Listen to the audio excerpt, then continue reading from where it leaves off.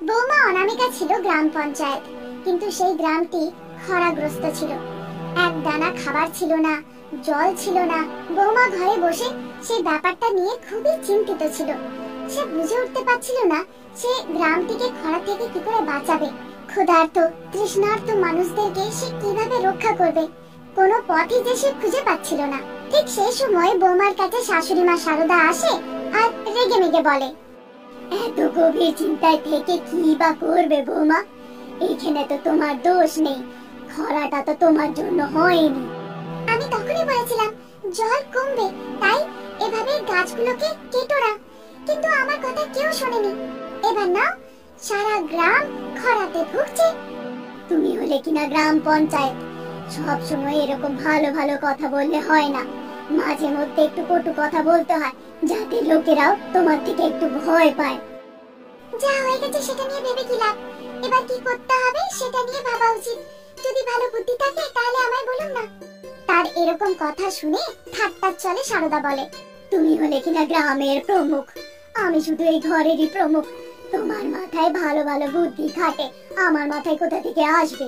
তার কথা শুনে অনামিকা বুঝে যায় যে শাশুড়ি মা তার সাথে ঠাট্টা করছেন। মা, এটা কিন্তু ব্যঙ্গ করার একদম সময় নয়। জলের এই সমস্যা দূর করতে হবে। আপনি বড়, আপনার অনুভব আছে।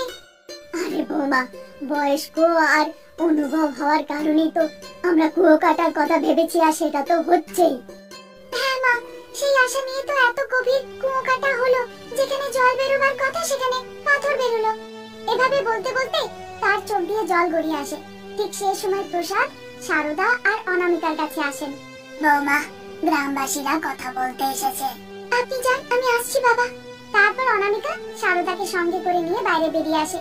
বেরিয়ে এসে দেখে সব গ্রামবাসীরা জিনিসপত্র বেঁধে তারা দুঃখিত মন নিয়ে সেখানে দাঁড়িয়ে আছে। অনামিকা সকলকে প্রণাম জানায়।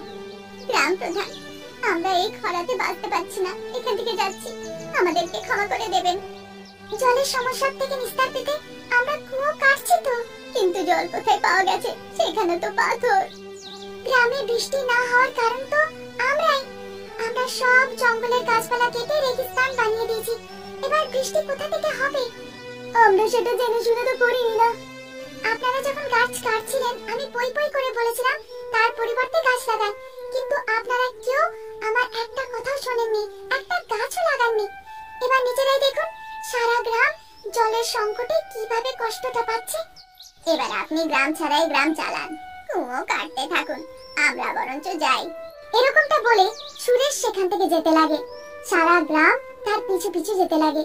অনামিকা তাদের সামনে এসে হাত জোড় করে বিনতি করে, আমার কথা শুনুন, একটু বিশ্বাস করুন, শক্তি লাগিয়ে পাথর পিষে আমরা ঊর্জা প্রাপ্ত করতে পারি, তখন নিশ্চিত রূপে জল পাবো। আমরা আপনার উপরে ভরসা করতে পারছি না, আমাদের যেতে দিন। আমাকে মাত্র এক সপ্তাহের সময় দেন, আমি বিধায়ক, মন্ত্রী, কালেক্টর সবার কাছে গিয়ে কথা বলে আসবো। কিছু করে হোক আমি জল আনার রাস্তা বের করবই। অনামিকার এই কথা শুনে গ্রামবাসীরা চিন্তা করতে লাগে। তারপর সেখানে উপস্থিত সকলে একে অপরের সাথে বলাবলি করতে লাগে। সবার সহমতি নিয়ে তারা অনামিকাকে এক সপ্তাহের জন্য সময় দেয়। সেই রাত্রিতে অনামিকা নিজের চোখের পাতা ফেলতে পারে না। সে জানলার কাছে দাঁড়িয়ে সারা গ্রামকে চেয়ে দেখে। কত চিন্তা ভাবনা করছি, কিন্তু জলের এই সংকটকে দূর করার আমি উপায় পাচ্ছি না। চোখের পাতা ফেলতে পারছি না, মনে শান্তিও নেই, এভাবে কাজ হবে না। এরকম ভাবতে ভাবতে গ্রাম প্রধান অনামিকা এক হাতে বাতি আর অন্য হাতে কোদাল নিয়ে ঘর থেকে হাঁটতে হাঁটতে সে কুয়োর পথে বেরিয়ে পড়ে। হাঁটতে হাঁটতে সে কুয়ো পর্যন্ত এসে পৌঁছে যায়। তারপর মনের সাহস নিয়ে সে ধীরে ধীরে কুয়োর ভেতরে সিঁড়ি হয়ে নেমে যায়। সেখানে নিজের বাতিটা একটা জায়গায় রেখে হাত জোড় করে সে বিনতি করে, হে মা মৃত্তিকা, আমি হাত জোড় করে বিনতি করছি, গ্রামবাসীদের প্রতি একটু দয়া করো, আমাদেরকে জল দাও। তারপর হাতের কুড়ুলটা দিয়ে সে একটা পাথরে প্রহার করে। খুব জোরে শব্দ হয়। সে বারবার পাথরের উপরে প্রহার করে। খুব জোরে জোরে শব্দ হয়। শুধু কুয়োর ভেতরেই নয়, সারা গ্রাম কেঁপে ওঠে। কিছুক্ষণ পরে একটা বড় পাথর দুই ভাগে ভাগ হয়ে যায়। হঠাৎ করে সেই পাথরটা অদৃশ্য হয়ে যায় আর সেখান থেকে এক দেবকন্যা বেরিয়ে আসে। তাকে দেখা মাত্রই অনামিকা খুব ঘাবড়ে যায়। ভয় পেয়ে গেলে নাকি? আমি একজন খুবই অপরূপা সুন্দরী দেবকন্যা। কিন্তু আপনি পাথর কেন ছিলেন? বহুকাল আগের কথা, এখানে একটা ঝর্ণা ছিল। আমি একদিন এখানে ঝর্ণা দেখতে এসেছিলাম। প্রতাপ বর্মা নামে একটি দুষ্টু লোক আমাকে ধরে ফেলে। আমার কাছে যত সোনা ছিল সে নিয়ে নেয় আর আমাকে এখানে পাথর করে দেয়, আর এভাবে সে নিজের দুর্ভাগ্য লেখে। অনামিকা অবাক হয়ে তার দিকে চেয়ে থাকে। তোমার জন্যই আজ আমি মুক্তি পেয়েছি। বলো, তোমার কত সোনা চাই? আমি তোমায় সব সোনা দেব। হে দেবকন্যা, আমার কোনো রকমের কোনো সোনা চাই না, জল, শুধু জল চাই। এমন করো যেন এখানে কখনো জলের সংকট না হয়, এইটুকু বরদান দাও মা। তারপর কাঁদতে কাঁদতে অনামিকা সেই গ্রামের সব সংকট, সমস্যা, মানুষদের কথা তাকে বলে। দেবকন্যা অনামিকার কষ্ট, দুঃখের কথা বুঝতে পারে। কিন্তু আমি যে শুধু তোমাকে সোনাই দিতে পারবো, তাছাড়া যে কিছুই দিতে পারবো না।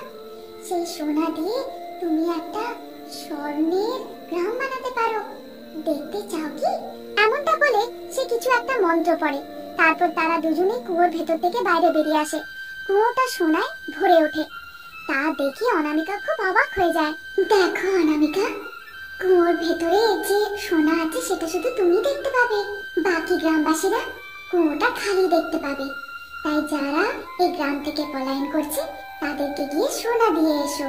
তুমি চাইলে সেই সোনা দিয়ে মস্ত বড় বাড়ি বানাতে পারো, খাবার কিনে নিয়ে আসতে পারো, মজদুরদের কাজ করাতে পারো। এসব কথা শুনে অনামিকা অবাক হয়ে দেবকন্যার দিকে তাকিয়ে থাকে। দেবকন্যা সব কথা বুঝিয়ে সেখান থেকে অদৃশ্য হয়ে যায়। অনামিকা দুধ থলি সোনা কুয়ো থেকে বের করে সে নিজের বাড়িতে নিয়ে যায়। সে রাত্রিতে সে খুব নিশ্চিন্তে ঘুমোয়। পরের দিন ঢোল বাজিয়ে অনামিকা ঘোষণা করায়। সব গ্রামবাসীরা তার বাড়ির সামনে এসে জড়ো হয়। অনামিকা সকলকে সোনার টাকা দেয়। এবার আমাদের গ্রাম স্বর্ণ গ্রাম হয়ে উঠেছে। যত সোনা লাগবে আমি আপনাদের দেব। যার বাড়ি বানাবার তারা বাড়ি বানান, জল কিনে আনুন, মজদুরের কাজের জন্য যেতে চান তাও যেতে পারেন। আপনারা এই সোনা দিয়ে যা করার করতে পারেন। এবার সোনার জীবন কাটান।